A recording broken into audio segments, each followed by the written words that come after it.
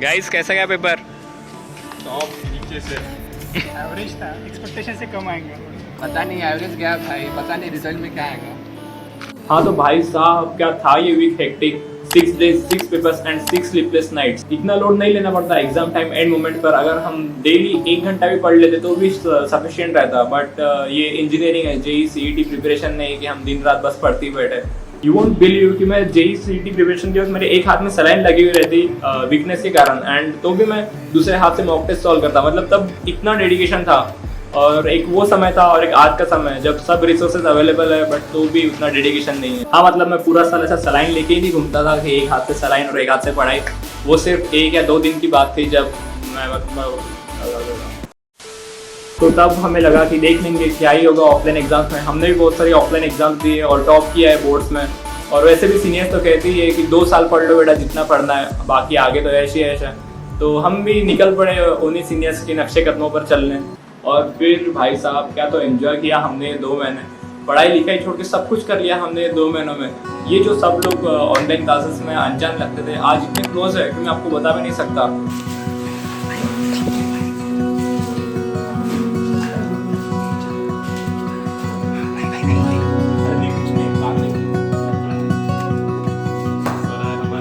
Sir आ गए।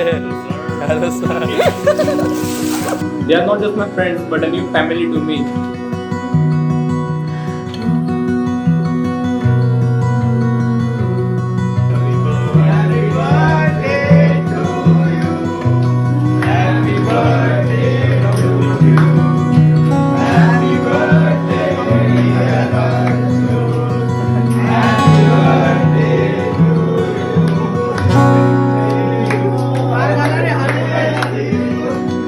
इन लोगों के साथ 2 महीनों में इतने मेमोरीज बना लिए कि मैं अगर वीडियो में दिखाते बैठूं तो पूरा दिन निकल जाएगा।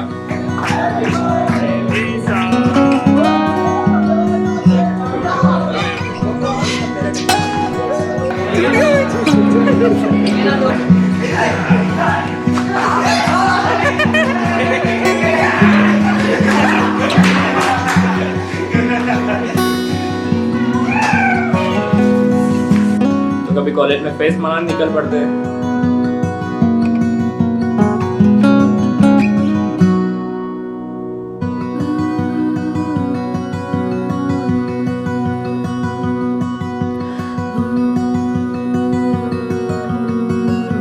और फिर आती है हमारी मिड सेम ऑफलाइन एग्जाम।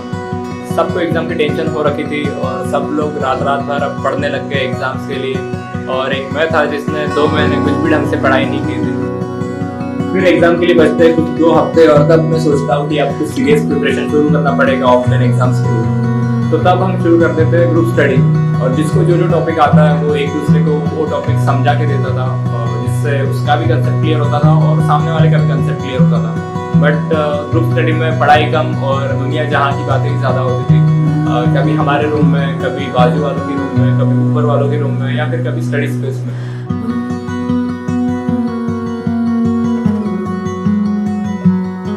तो साथ में बैठकर पढ़ाई भी हो जाती और एंजॉयमेंट भी हो जाता।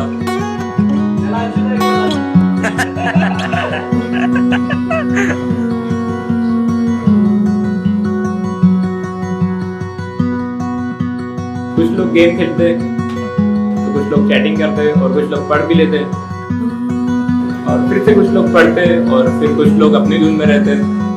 और फिर फाइनली आता है अपना एग्जाम का वीक। तो फिर होती है जोरों शोरों से पढ़ाई शुरू। पूरा दिन पढ़ाई के नाम पे टाइम पास करने के बाद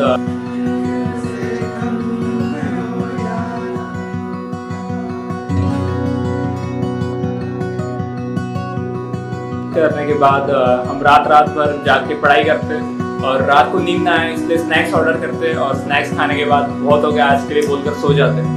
और फिर अगली सुबह जब नींद खुलती तो लास्ट डे जो फॉर्मूले और डेरिवेशंस किए थे हम लोग वो भी भूल जाते। और फिजिक्स के दिन तो ये हाल था कि हम सब हॉस्टलाइट्स को मिलके भगवान के सामने आरती करनी पड़ी थी कि भगवान आज एटलीस्ट पासिंग मार्क्स तो भी दिला दो।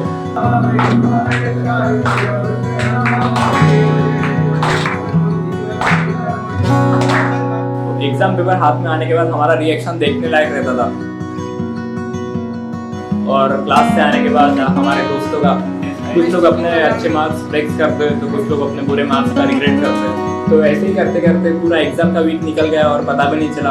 और उसी बीच हमारे एक हॉस्टल के दोस्त ने एक रिकॉर्ड बनाया, बता दो अभी आप।